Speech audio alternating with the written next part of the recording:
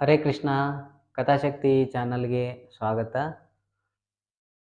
ಈ ಭಯ ಅಂತಕ್ಕಂಥದ್ದು ಮನುಷ್ಯನ ಎಷ್ಟರ ಮಟ್ಟಿಗೆ ಕೆಳಗೆ ತಗೊಂಡು ಹೋಗುತ್ತೆ. ಭಯ ಇರ್ತಕ್ಕಂಥ ವ್ಯಕ್ತಿ ತನ್ನ ಜೀವನದಲ್ಲಿ ಏನೂ ಸಾಧನೆ ಮಾಡದಲೇ ಒದ್ದಾಡಕ್ಕೆ ಹೋಗ್ತಾನೆ. ಎಲ್ಲದಕ್ಕೂ ಮೂಲ ಕಾರಣ ಭಯ. ಈ ಭಯ ಅಂತಕ್ಕಂಥದ್ದು ಮನುಷ್ಯನನ್ನು ಯಾವ ಮಟ್ಟಕ್ಕೆ ತಗೊಂಡು ಹೋಗುತ್ತೆ ಅನ್ನೋದಕ್ಕೆ ಇದೊಂದು ಚೆನ್ನಾಗಿರೋ ಒಂದು ಸ್ಟೋರಿ ಇದೆ, ಹೇಳ್ತೀನಿ. ಕೊನೆಯವರೆಗೂ ಕೇಳಿ. ಪೇಜನ್ನು ಲೈಕ್ ಮಾಡಿ, ಬೇರೆಯವ್ರಿಗೆ ಶೇರ್ ಮಾಡಿ, ನಿಮ್ಮ ಫ್ರೆಂಡ್ ಸರ್ಕಲ್ಗೆಲ್ಲ ಶೇರ್ ಮಾಡಿ. ಕಥಾಶಕ್ತಿ ಚಾನಲ್ನ ಬೆಳೆಸಬೇಕಾಗಿರೋದು ನಿಮ್ಮೆಲ್ಲರ ಒಂದು ಕೈಯಲ್ಲಿದೆ. ಒಬ್ಬ ಹರೇ ಕೃಷ್ಣ ಅಮೆರಿಕದಲ್ಲಿ ಒಂದು ಆರ್ಟಿಕಲನ್ನು ಓದಿದಾಗ ಬರೆದಂಥ ವ್ಯಕ್ತಿ, ನಿಜವಾದ ನಡೆದಂಥ ಘಟನೆ ಇದು. ಅಮೆರಿಕದಲ್ಲಿ ಒಬ್ಬ ವೈದ್ಯ ಮನುಷ್ಯನಲ್ಲಿ ಭಯ ಇತ್ತು ಅಂದರೆ, ಭಯ ಉತ್ಪನ್ನ ಆಗ್ತಾ ಇತ್ತು ಅಂದರೆ ಆ ವ್ಯಕ್ತಿಗೆ ಏನೆಲ್ಲ ಹಾನಿ ಆಗುತ್ತೆ ಅನ್ನೋದನ್ನು ಕಂಡು ಹಿಡಬೇಕು ಅಂತ ಹೇಳ್ಬಿಟ್ಟು ರಿಸರ್ಚ್ ಮಾಡ್ತಾ ಇರ್ತಾನೆ. ರಿಸರ್ಚ್ ಮಾಡೋ ಒಂದು ಸಮಯದಲ್ಲಿ ಏನಾಗುತ್ತೆ, ಗೌರ್ಮೆಂಟ್ದಿಂದ ಪರ್ಮಿಷನ್ ತೊಗೋತಾನೆ. ಏನಂದರೆ, ಒಂದು ಜೈಲಿಗೆ ಹೋಗ್ತಾನೆ. ಜೈಲಿಗೆ ಹೋಗ್ಬಿಟ್ಟು ನಾಳೆ ದಿನ ಅಂದರೆ ಇನ್ನು ಒಂದು 8 ದಿನ ಬಿಟ್ಟು ಯಾವ ಕೈದಿಗೆ ನೇಣು ಶಿಕ್ಷೆ ಆಗತ್ತೆ, ಆ ವ್ಯಕ್ತಿ ಮೇಲೆ ನಾನು ಪ್ರಯೋಗ ಮಾಡಬೇಕು ಅಂತ ಹೇಳ್ಬಿಟ್ಟು ಏನು ಮಾಡ್ತಾನೋ, ಗೌರ್ಮೆಂಟಿಂದ ಒಂದು ಲೆಟರನ್ನ ತೊಗೊಂಡು ಜೈಲಿಗೆ ಹೋಗ್ತಾನೆ. ಜೈಲಿಗೆ ಹೋಗ್ಬಿಟ್ಟು ಆ ಲೆಟರನ್ನು ತೋರಿಸ್ತಾನೆ, ಜೈಲರಿಗೆ ತೋರಿಸಿದ ತಕ್ಷಣ, ಆಯಿತು, ಒಬ್ಬ ಕೈದಿ ಇದ್ದಾನೆ, ಇನ್ನು 8 ದಿನ ಬಿಟ್ಟು ಅವನಿಗೆ ಗಲ್ಲು ಶಿಕ್ಷೆ ಆಗೋದಿದೆ, ನೀವು ಬೇಕಾದರೆ ಪ್ರಯೋಗ ಮಾಡ್ಬೋದು ಅಂತ ಹೇಳ್ಬಿಟ್ಟು ಅವನಿಗೆ ಪರ್ಮಿಷನ್ ಕೊಡ್ತಾರೆ. ಪರ್ಮಿಷನ್ ಕೊಟ್ಟ ತಕ್ಷಣ ಏನು ಮಾಡ್ತಾರೆ, ಆ ಒಂದು ಕೈದಿ ಎಲ್ಲಿದ್ದಾನೆ ಅಂತ ತೋರಿಸಿ ಅಂತ ಹೇಳಿದಾಗ ಆ ಕೈದಿ ಹತ್ರ ಇಬ್ಬರು ಹೋಗ್ತಾರೆ, ಜೈಲರು, ಅದಾದಮೇಲೆ ಡಾಕ್ಟ್ರು ಕೂಡ ಹೋಗ್ತಾರೆ. ಕೈದಿ ಹತ್ರ ಹೋದ ತಕ್ಷಣ ಏನು ಹೇಳ್ತಾನೆ ಅಂದರೆ, ಈ ಡಾಕ್ಟ್ರು, ನೋಡಪ್ಪ, ನಿನಗೆ ಇನ್ನು 8 ದಿನ ಬಿಟ್ಟು ನಿನಗೆ ಗಲ್ಲು ಶಿಕ್ಷೆ ಆಗೋದಿದೆ, ನಾವು ನೇಣು ಹಾಕಲ್ಲ, ಅದರ ಬದಲಿಗೆ ವಿಷಪೂರಿತವಾದಂಥ ಒಂದು ನಾಗರ ಹಾವಿಂದ ನಿನ್ನ ಕಡಿಸಿಬಿಟ್ಟು ನಿನಗೆ ಶಿಕ್ಷೆ ಕೊಡೋದಾಗತ್ತೆ ಅಂತ ಹೇಳ್ಬಿಟ್ಟು ಏನು ಹೇಳ್ತಾನೆ, ಆ ವ್ಯಕ್ತಿಗೆ ಹೇಳ್ತಾನೆ.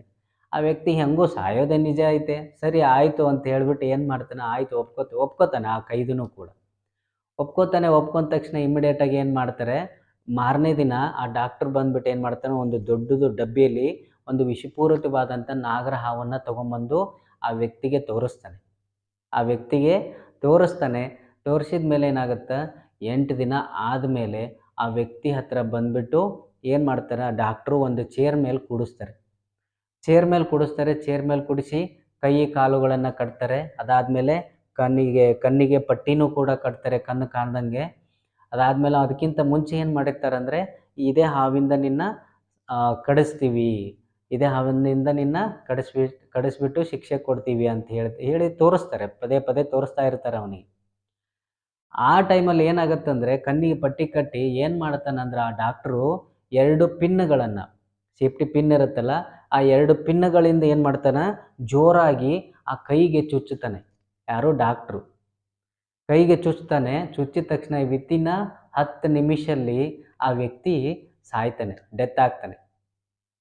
ಡೆತ್ ಆದ ತಕ್ಷಣ ಇಮ್ಮಿಡಿಯೇಟಾಗಿ ಅಲ್ಲಿರ್ತಕ್ಕಂಥ ಜೈಲರಿಗೆ ಆಶ್ಚರ್ಯ ಆಗುತ್ತೆ, ಇದೇನಿದು, ಹೆಂಗಾಯ್ತಿದು ಅಂತ ಹೇಳಿದಾಗ ಇಮ್ಮಿಡಿಯೇಟಾಗಿ ಏನು ಮಾಡ್ತಾರೆ, ಆ ಒಬ್ಬ ಕೈದಿನ ಪೋಸ್ಟ್ ಮಾರ್ಟಮ್ ಮಾಡಬೇಕು ಅಂತ ಹೇಳಿಬಿಟ್ಟು ಹಾಸ್ಪಿಟ್ಲಿಗೆ ಕರ್ಕೊಂಡೋಗಿ ಅವನ ಪೋಸ್ಟ್ ಮಾರ್ಟಮ್ ಮಾಡಿದ್ರೆ ಹಾವಿಗೆ ಹೋಲ್ತಕ್ಕಂಥ ವಿಷಾನೇ ಅವನ ಇಡೀ ಶರೀರದಲ್ಲಿ ಉತ್ಪನ್ನ ಆಗಿತ್ತಂತೆ.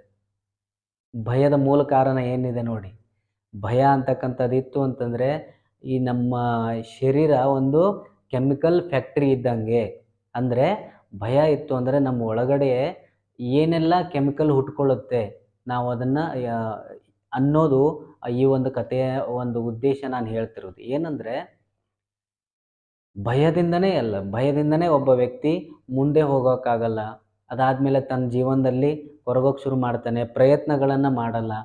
ಯಾರು ಏನಂತಾರೋ, ಸಮಾಜ ಏನಂತದೋ, ಏನು ಎತ್ತ, ಈ ರೀತಿಯಾಗಿ ನಾವು ವಿಚಾರ ಮಾಡ್ತಾ ಕೂತಾಗ ಏನಾಗುತ್ತೆ, ನಮ್ಮ ಬೆಳವಣಿಗೆನೂ ಆಗಲ್ಲ.